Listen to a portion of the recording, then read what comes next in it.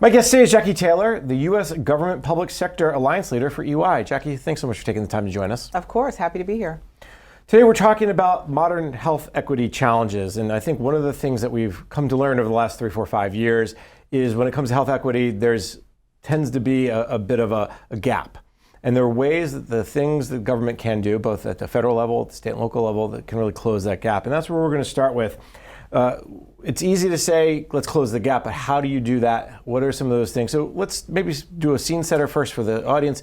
What are some of those gaps you're seeing? Why do they exist? And when people think about health equity, how do you define that? Let's start there. Right. I think from a definition standpoint, health equity talks about, making sure that disenfranchised or vulnerable populations have the same access as everyone else. Just to your point around how things have changed over the last 4 to 5 years, I mean, wow. I remember the day when we were spending time convincing people of how important it was to make data-informed decisions and to make sure that things were quantifiable. I think we're beyond that now. I think now we have many of our clients saying, okay, I'm there, I'm at the well, I'm ready to drink. But the bigger challenge now is how do I get my arms around the data that I need in order to make those data-informed decisions?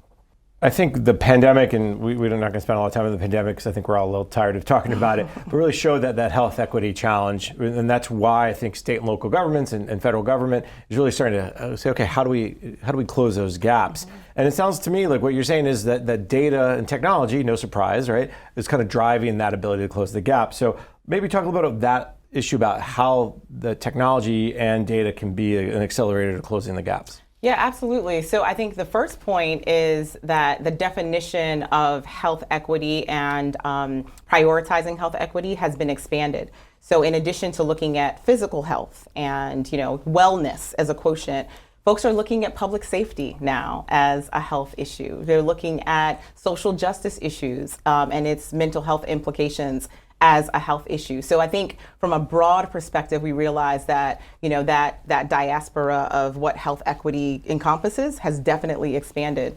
The challenge is we are used to working in silos. As human beings, as government entities and organizations, we're accustomed to having our mission, having our mandate, and working towards that.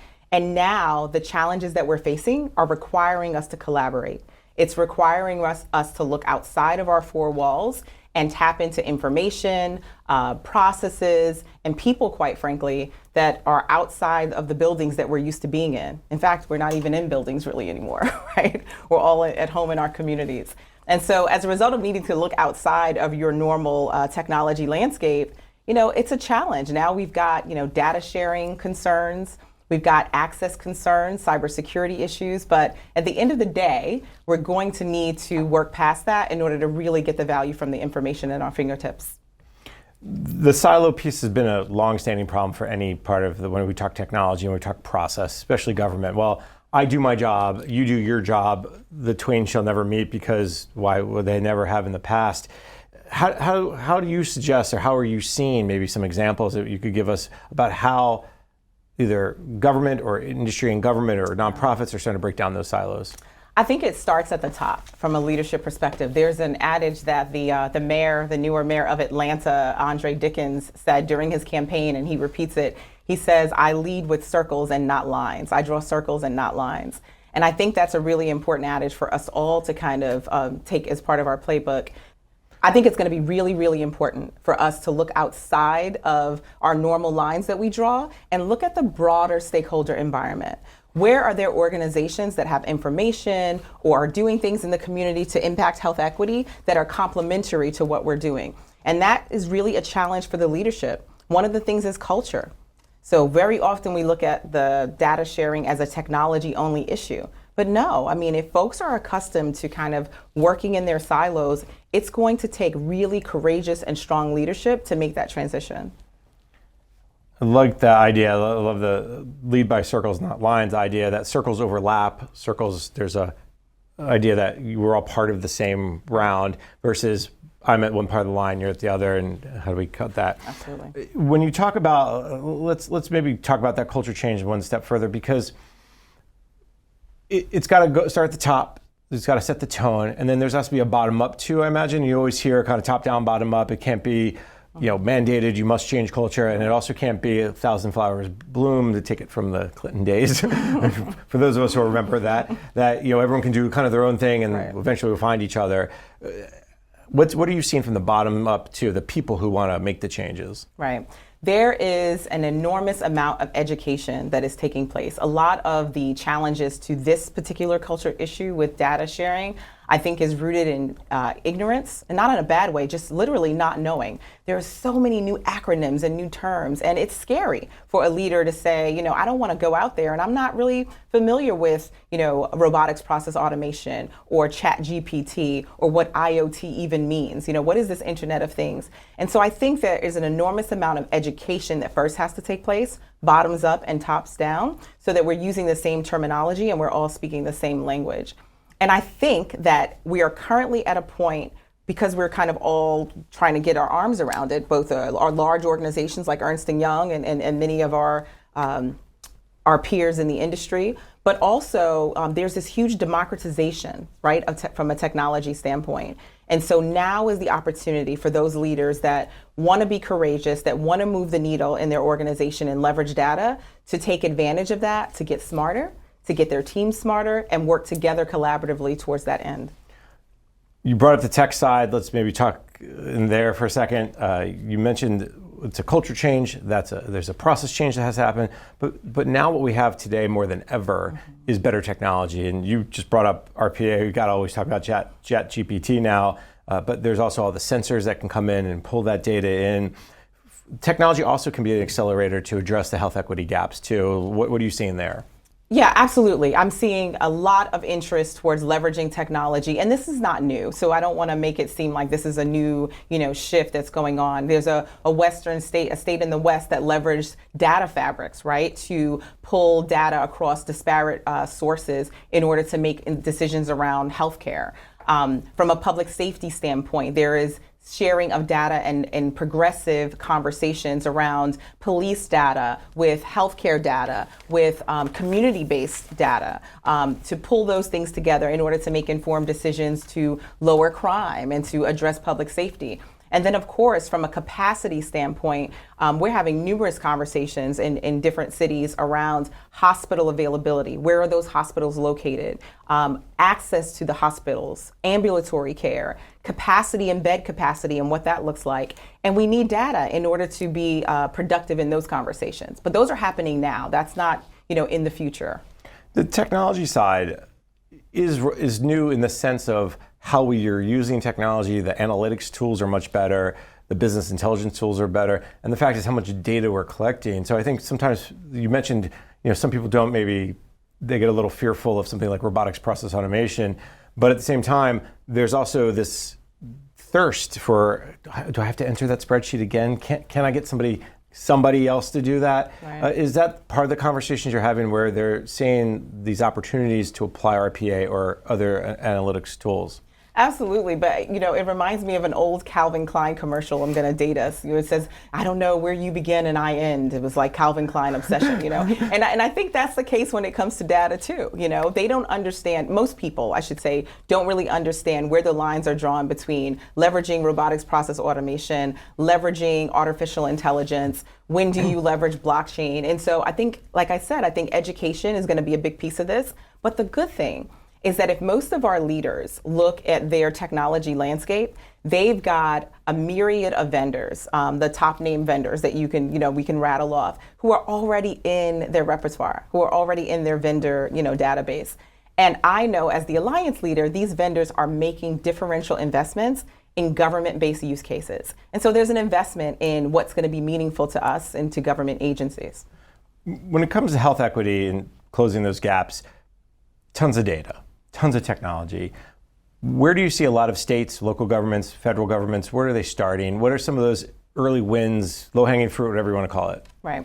I think the low-hanging fruit is getting a handle and getting your arms around the data and the possibilities of the data within your organization. So that's data that you own, you understand, where the sources are being maintained, that you're able to kind of leverage to make those decisions. Once that is rationalized, then we're seeing them kind of look out because they're saying, if I had, X or Y, we would be able to do some predictive analytics, right? And we'll be able to take it a step further. Where very often X and Y resides with an entity outside of your control. And so I'm seeing where there's an opportunity to leverage those external data sources. There's also representing a challenge, right, for getting access to that and making sure that the data privacy controls are in place.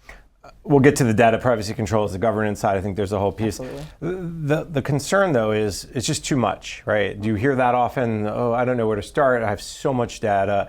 Is it? What's the business case? What problem are you trying to solve? Is that really the first question that they have to ask themselves when you're talking about where to begin, where to start really taking bigger advantage of the data you have, and then closing one gap, or what gap are you? What's your priority? Is prioritization? Right. I mean, I agree. The data sources can be overwhelming. And if you embark, with your arms too wide, it can be overwhelming and it could result in a failed initiative. So it absolutely starts with determining what is the question that we're trying to answer? What is the problem that we're trying to solve? And then what are the data elements and the inputs that can help us get to that particular answer, or at least 2 or 3 different solutions that we could possibly entertain. And so I think the first step is to make sure you understand what you're trying to solve for. Second, getting a handle on the data sources and what's available and at your fingertips. And then the third piece, because it's usually not cleaned, right, and usually not consistent, is that rationalization process that needs to happen in order to get the analytics you need to make decisions. I was going to go there next. You knew where I was going. The idea of clean data, and you can't let the good be the perfect of enemy, or perfect to be. It's one of those sayings that we all mess up. When you see your government clients, do they understand? Okay, my data, the more I use it, will actually get better. Do they understand that, or are they just trying to get that perfect, 99% perfect data? What's the trend? Yeah, I haven't really come across. And again, this is from my experience and of my teams, but we haven't really come across people that are looking for perfection, because it's just it's yarn, Right. in many cases. And so I think there is a practical approach to what can we reasonably get to solve for this within a reasonable time frame. I mean, obviously people have tenures that they have within an organization, and some of these projects can last for years if you allow it to kind of get out of control. And so I think it's important to prioritize, number one, right? Prioritize the information that you have at your fingertips, and identify those smaller wins without trying to boil the ocean, because it can be overwhelming. You can get to the point of analysis paralysis, and the goal is progress, right? The goal is decision making or new processes that are going to help move things forward. If you find yourself mired in the data and the review and the reports, then you've lost sight of the North Star. Because the end result here is driving better decisions, helping the citizen, helping the community close those gaps. Hey, this hospital only has 100 beds, but this other hospital has 300 beds and it's only 10% full. How can we make that work better? I think Right. that's only going to know that from the data. Advancing the mission. And we have examples of that. Now that we have different data sources, we're able to overlay census data with other health data, and we're able to look at things like zip codes, right? And look at where there may be food deserts, where there may be transportation issues. It can even help inform, from a health equity standpoint, your infrastructure decisions. So there are scenarios where, if you put a highway in a certain location, you can create like a segregation scenario within a certain geography. And so that's why it's important to have that holistic view of where the data is, what the situation is in various geographies, and then make your decisions accordingly. And that's but also why people can feel overwhelmed, because there's so much data. It's a lot. From a leader perspective, and as you talk to the folks who run the organizations who are trying to close these health equity gaps, what are you seeing that they need help with? Where do they sometimes stumble or fall into a pothole? Right. I think the biggest challenge that leaders often have is trying to boil the ocean, take on too much too soon. I think recognizing the leaders who recognize their strengths and their areas of opportunity usually are able to progress more readily. And so what does that mean? That means recognizing that you are in your role because you understand the mission of your agency or your organization, and you've got a strategy towards that end. These individuals who have that acumen aren't necessarily technology professionals. And so that's where we're able to really complement our clients in the marketplace and help them get a handle on one, where their data is and how they can leverage the data to make decisions. Making decisions and rationalizing across vendors, right? There's a huge universe of organizations now who are dabbling in each of these areas that we talked about in these emerging technologies. And so that's part one, right? Making the decision on who you're going to partner with on this journey to impact your mission. We have experience understanding our client needs and also understanding the capabilities and strengths of different vendors in the market. Everybody's got their strength and weakness. So we very often work with clients to make that decision so that they can then say, okay, here's my landscape. Here are my partners that we're going to go on this journey with. Now help equip me with the information that I need to make these decisions. What tends to happen in a lot of these places is folks are hired for, as you mentioned, for their expertise. They understand healthcare. They understand how to overcome poverty issues or rural America, whatever it is, but they may not have that technology background. And they may just look at a database and go, that database looks like a database to me. Do they have maybe that opportunity to not only educate themselves, but really educate their staff on how can you use data better? What does the data tell you? Give me a sense of what you're seeing from that opportunity to really drive better decisions. Yeah, I'm glad that you highlighted that because we recognize that that was a gap in the market. And so even our team members, we have folks who were former commissioners of the Department of Health, former CIOs who actually sat in those government seats, who now work for EY and are partnering hand in hand with our technology professionals. So those individuals have a really interesting vantage point, speak the language of our clients, and that's really the best hybrid scenario that you can have to educate their teams because they've sat in your shoes. They've sat in the shoes of many of your team members. And so that type of interplay and education goes a really, really long way. And I think you can't lose sight of getting that connection because if you try to do it yourselves, the learning curve is steep and it could actually delay the ability to really make real progress. And I think when we talk about all that, they also have to keep in mind the trust, transparency, governance side. So let's go down that path a little bit. One of the biggest important pieces when we talk data is, do you trust me with your data? Am I being transparent with my data, and how am I controlling your data? Start wherever you want, but there's a whole non-technical piece to managing data. Absolutely. I talk about the C's, right? I talk about one, building confidence. And so when you have rigor around your governance and your process, you build confidence of those with whom you're going to be working, right, from a data perspective. If they know that you have a rigorous governance process, that you have mitigation procedures in place, that goes a long way to building confidence for those that you need to work with. I think the other C, not a hard C, but cybersecurity, right, as it relates to data and building that confidence. Just at a baseline, many of our organizations are really looking to progress their cybersecurity efforts. And so now when you're going beyond and you're looking at emerging technologies that sometimes create openings, right, that you didn't have before, having a really rigorous approach to your cybersecurity efforts is going to build that confidence. It's also going to protect the data, right, that you're using for your decision making.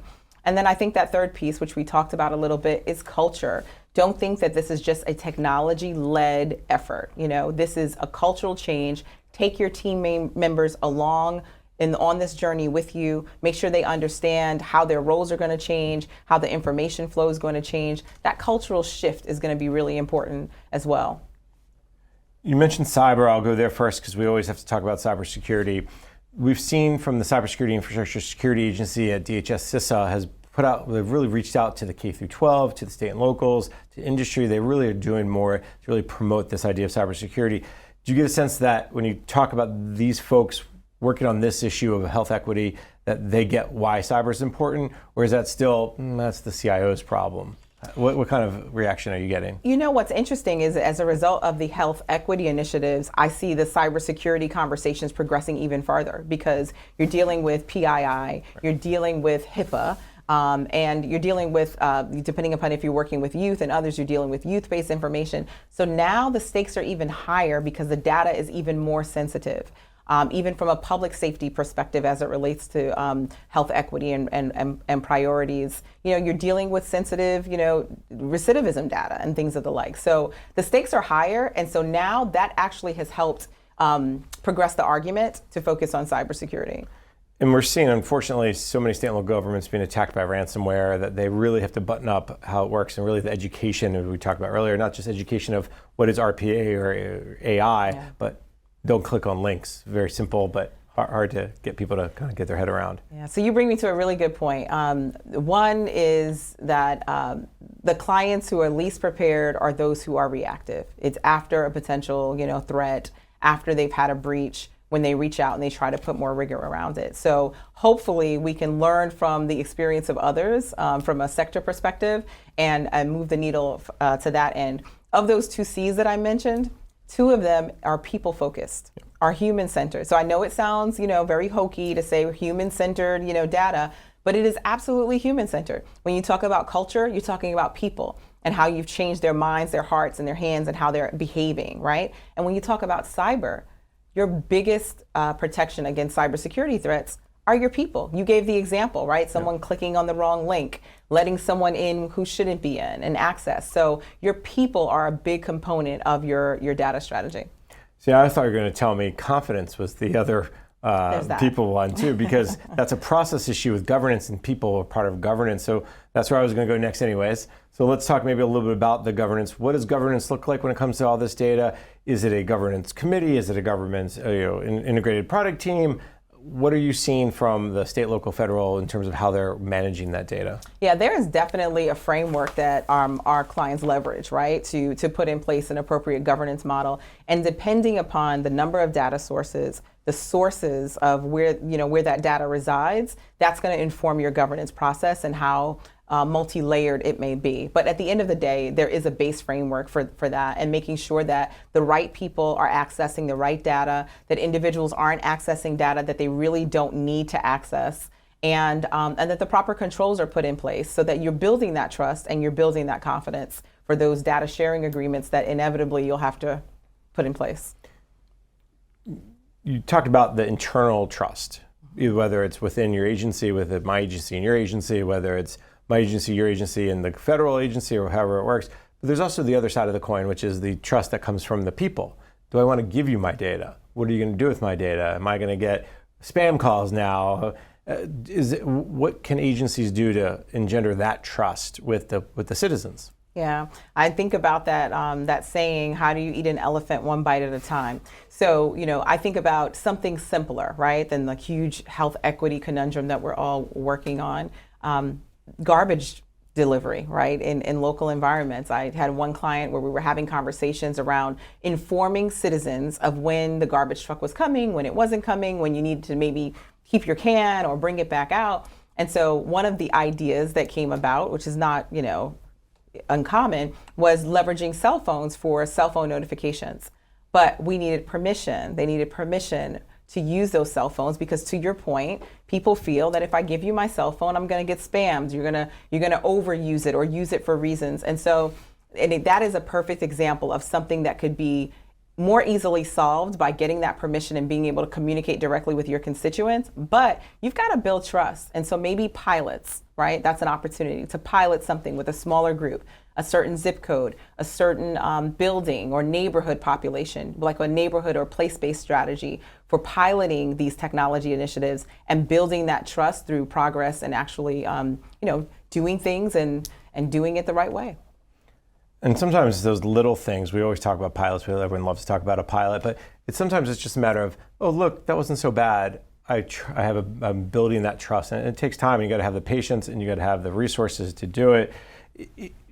Do the state and local governments you're working with, do the federal governments, are they looking at those pilots, or are they trying to boil the ocean? I'll go one step better than eating the elephant. Yeah, I think there are definitely more initiatives post-pandemic towards pilots, because the pandemic was the worst pilot in the world. It forced us into, right, different scenarios. Yeah. And so we don't want that to happen. And you can see this, it's evidenced through the number of innovation centers and hubs that are popping up in different cities and municipalities.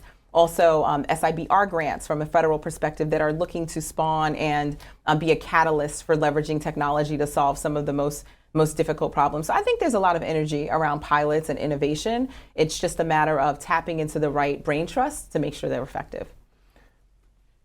The last thing that maybe we should bring up as well is the communication strategy. Whenever you're going to look at data and really try to solve problems, it's getting that customer feedback. You mentioned human-centered design, human-centered feedback. Are you seeing a push to understand the problem as well from the state and local governments, from the federal governments? Let me ask the constituents, what do they see as the problem? Because you and I could say, oh, the problem's obviously this is what the data says, but the constituents may say, no, the problem's over here. Right. And, the old school was a solution in search of a problem. Now we definitely have CX and customer experience, constituent experience. We know it's in the commercial space, right? We've seen it with, the Amazon, or you can go to a furniture store now and they'll know your likes, your dislikes, and what you're looking for, and they'll make suggestions. Well, from a government perspective and your constituents, you need to have that sort of bi-directional communication. And we're having this conversation now with our clients around how do you leverage your 311 or even your physical outreach or your neighborhood strategy to make sure that you have a pulse on what the needs and asks and requests of your constituents are. And then you translate that into your strategy. So that, like I said, you're not creating a solution that there was never a problem for in the first place. Yeah. Or the data doesn't maybe, you think it matches the data, but when you talk to people, they go, no, that's fine. Yeah, right. We don't like anything, but that one's okay. Jackie, we got about 30 seconds or so left. Let me just, what's the big takeaway from our conversation today? What do you hope folks get from our conversation that they can start to apply to solve some of these health equity challenges? Yeah, I think to piggyback on our last point, two things. The first thing is don't look at the data alone. Make sure that your data analysis is colored by qualitative information from the voice of your constituents that you're looking to serve, who will get the value from the data-driven decisions that you're making. And I think the other one is don't boil the ocean. You've got firms like EY and, teams who do this for a living, who rationalize different options, alternatives, and emerging technologies for a living that can help you accelerate your data efforts. And when it comes down to it, the better data you have, the better technology you have, the better decisions you can make to really make real change. Absolutely. Jackie, I really enjoyed our conversation. Likewise. Unfortunately, we are out of time for today. So let me thank my guest. Jackie Taylor is the U.S. Government Public Sector Alliance Leader for EY. Thank you so much. Thank you. I'm Jason Miller, and you've been listening to the discussion Government Modernization Unleashed, the Power of Data, sponsored by EY on Federal News Network. For more on this discussion, visit federalnewsnetwork.com and search EY.